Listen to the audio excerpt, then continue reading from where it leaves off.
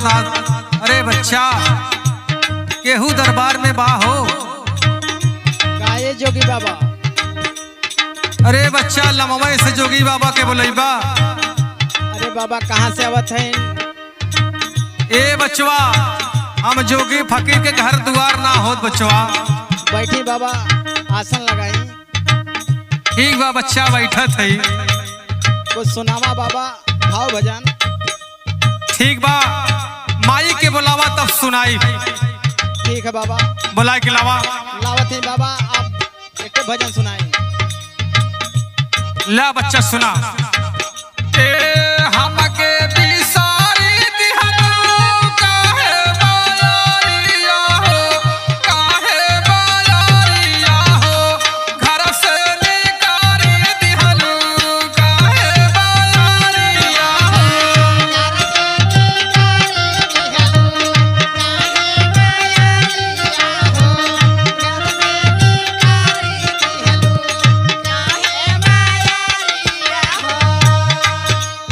ए बच्चा बोला बाबा।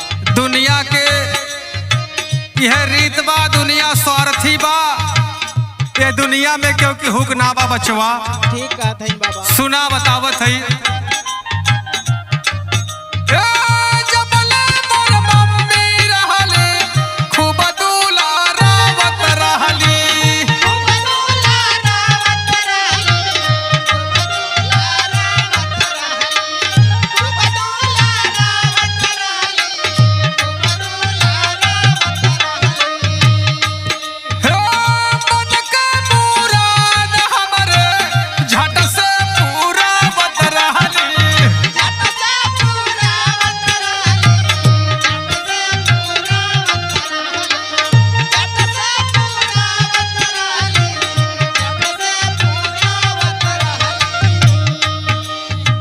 सपना कुल चार दिहनु काहे बायारिया हो, काहे बायारिया हो, घर से निकार दिहनु काहे बायारिया हो।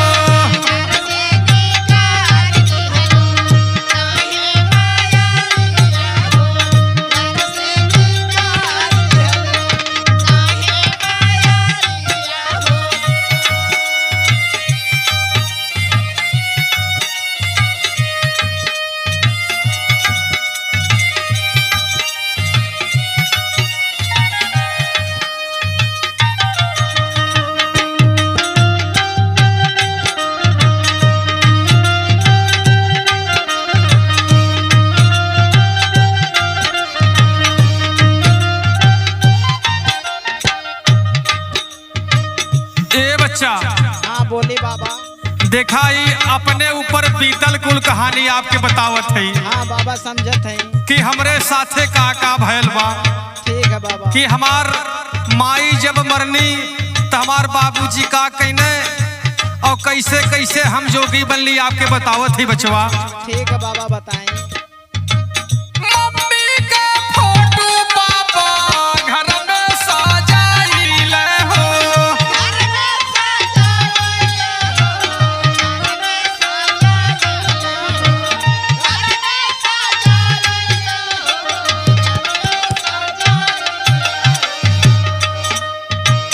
उनके जगह पे तुहके घरवा ले आइले हो।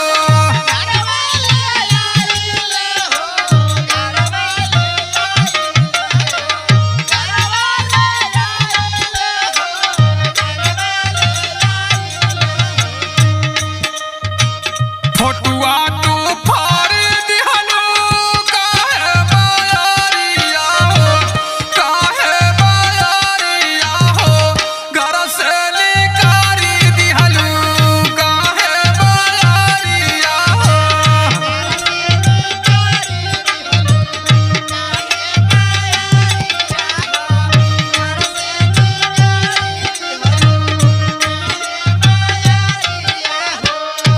तो बाबा हाँ बचवा, आपका तो बड़ी भाई। कुल अपने ऊपर बीतल बचवा आपके बतावत है। सुना खाली ध्यान से। हाँ बाबा सुनाए। बन के तू मम्मी का है हमके सतावालू हो,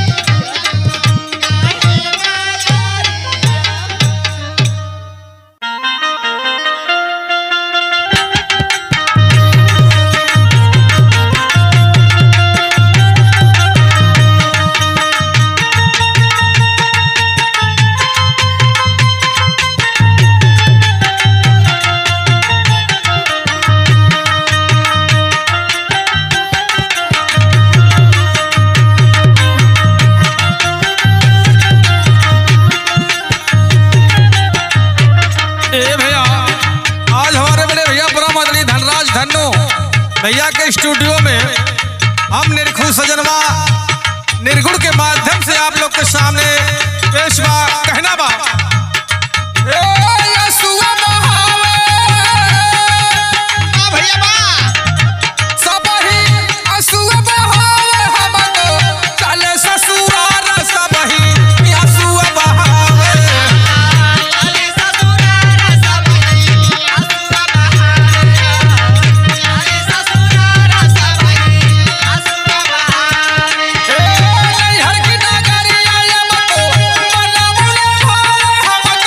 चल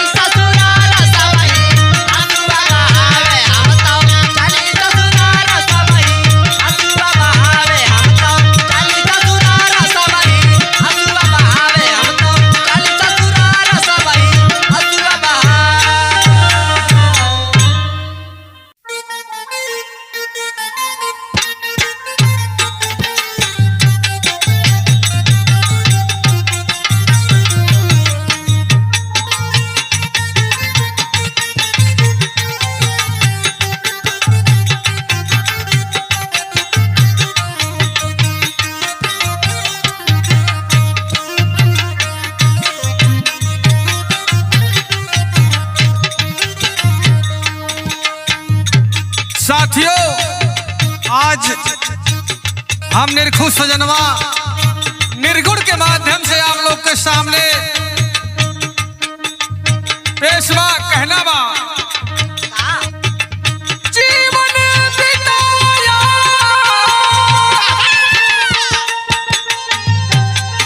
हे जीवन बिताया हो जीवन बिताया हो जीवन बिताया मनुजा हो व्यर्थ में जीवन बिताया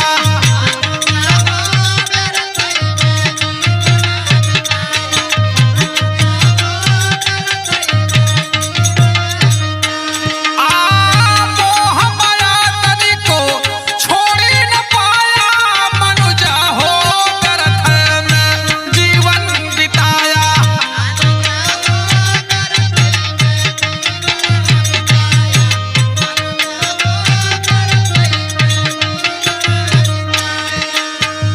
लेकिन कहना पड़ता है आज ये मनुष्य का शरीर बा ये माटी का शरीर एक दिन माटी में मिल जाई लेकिन कहना बे भैया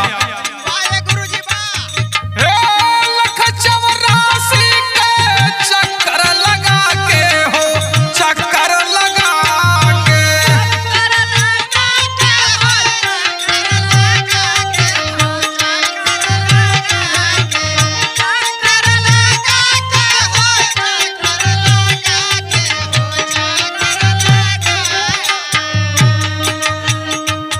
हे नरक कुंड में जीवन बिता के हो जीवन बिता के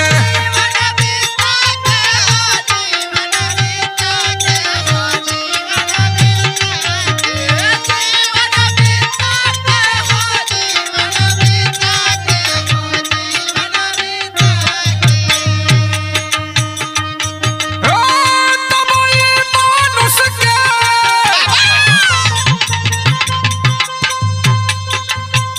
तब ये मानुष के चोला में आया मनुजा हो व्यर्थ में जीवन बिताया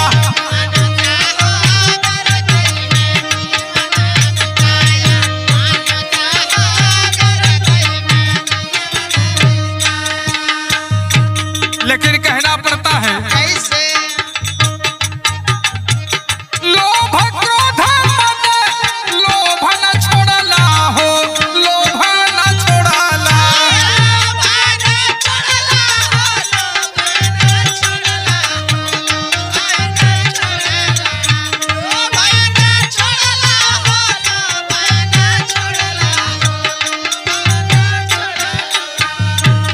हे लोभ क्रोध